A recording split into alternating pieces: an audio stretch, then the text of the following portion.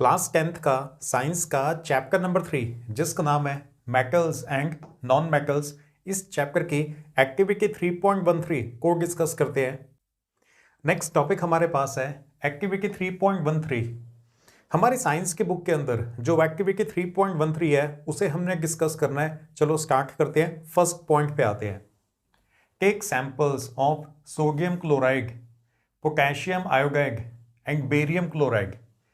देखो first point में ना आपको ये वाले जो तीन अलग अलग सॉल्ट्स हैं इनके सैंपल्स लेने के लिए बोला जा रहा है। ये तीनों के तीनों आयनिक कंपाउंड्स हैं। तो आप अपने स्कूल की केमिस्ट्री लैब में जाओगे, वहां पे आपको इन तीनों के सैंपल्स मिल जाएंगे। एक तो आपने सोडियम क्लोराइड लेना है, उसके बाद पोटेशियम आयोडाइड और बेरियम क्लोराइड, इन तीनों को लेना है। नेक्स्ट पॉइंट पे आते हैं। What is the physical state of these salts.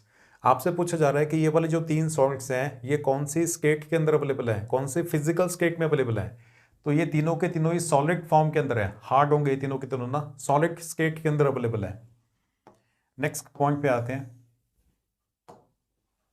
Take small amount of a sample on a metal spatula and heat directly over a flame, repeat with other samples.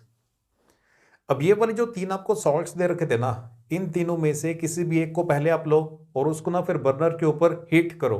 एक एक करके आपने सारे के सारे सैंपल्स को हीट करना है। हीट करने के बाद ऑब्जर्व करना है कि क्या होता है। तो डायग्राम में देखो, ये जो हमारे भाई साहब हैं ये सबसे पहले सोडियम क्लोराइड को लेके आ गए हैं और यहाँ पे हमारे पास बर्नर है। बर्नर के ऊपर हम सोडियम क्लोराइड को हीट कर रहे हैं, डायरेक्टली फ्लेम के ऊपर गर्म कर रहे हैं। तो जब आप सोडियम क्लोराइड को हीट करना स्टार्ट करोगे ना या बर्न करना स्टार्ट करोगे, आप ऑब्जर्व करोगे कि जो फ्लेम है ना, फ्लेम का जो कलर है वो गोल्डन येलो हो जाता है। अलग अलग सॉल्ट्स को जब आप बर्न करोगे ना तो फ्लेम का जो कलर है वो अलग अलग होगा।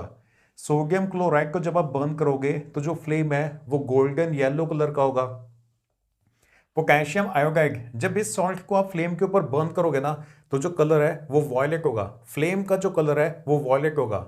और बेरियम क्लोराइड को अगर आप बर्न करोगे ना तो ग्रीन कलर का फ्लेम आएगा, फ्लेम का कलर ग्रीन हो जाएगा।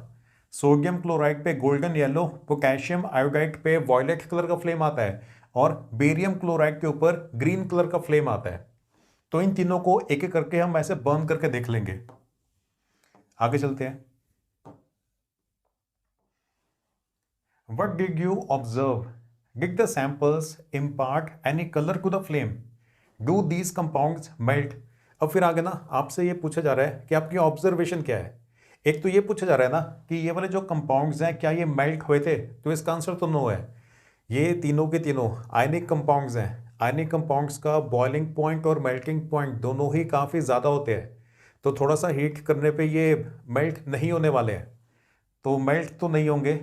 उसके बाद कलर पूछ रहे थे कि इनको जब आपने फ्लेम के ऊपर बर्न किया तो क्या फ्लेम के कलर के अंदर कोई चेंज नोटिस किया। तो कलर में तो हमने डिस्कस कर लिया, चेंज आएगा। सोडियम क्लोराइड को जब आप बर्न करोगे ना तो जो फ्लेम होगा वो गोल्डन येलो कलर का हो जाएगा। पोटेशियम आयोडाइड का जो की वजह से जो फ्लेम है वॉयलेट कलर का होता है। बेरियम क्लोराइड की वजह से जो फ्लेम होगा वो ग्रीन कलर का होगा। And know these compounds will not melt, ये सारे के सारे आयनिक कंपाउंड्स हैं, थोड़ा सा हीट करने से ये मेल्ट नहीं होने वाले। इनका मेल्टिंग पॉइंट और बॉइलिंग पॉइंट दोनों ही काफी ज्यादा होते हैं। नेक्स्ट पॉइंट पे आते हैं।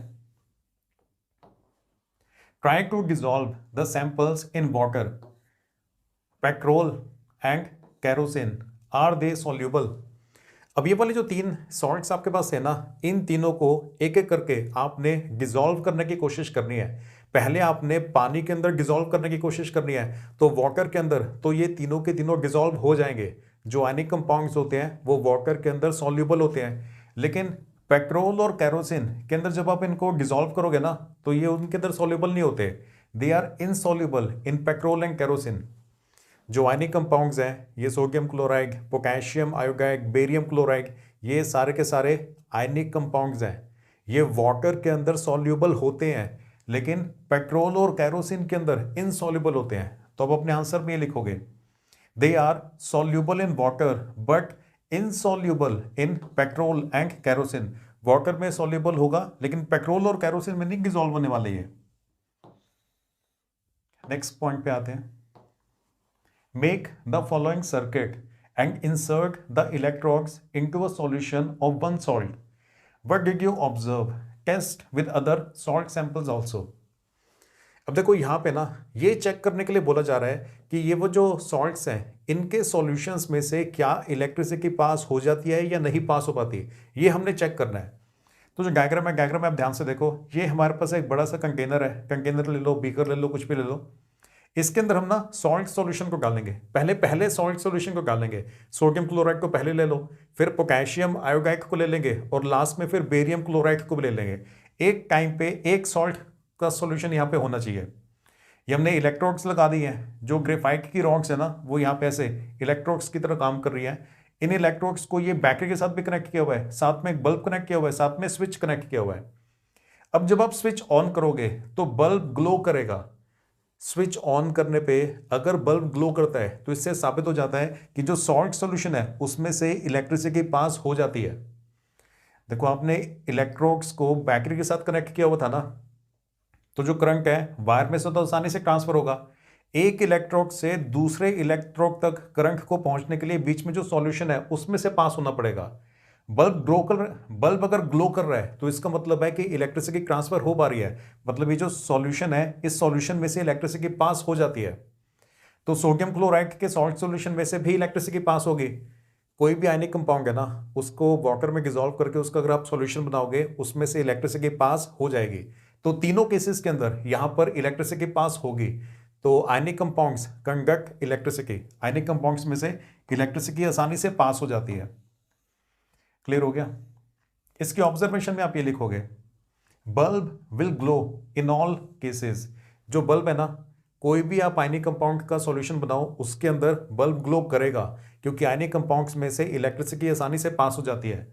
सॉल्ट सॉल्यूशंस कंडक्ट इलेक्ट्रिसिटी, ये कौन से सॉल्ट सॉल्यूशन से? आयनिक कंपाउंड के सॉल्ट सॉल्यूशन से। नेक्स्ट पॉइंट पे आते हैं, what is your inference about the nature of these compounds. अब आपसे ना फाइनल रिजल्ट पूछा जा रहा है।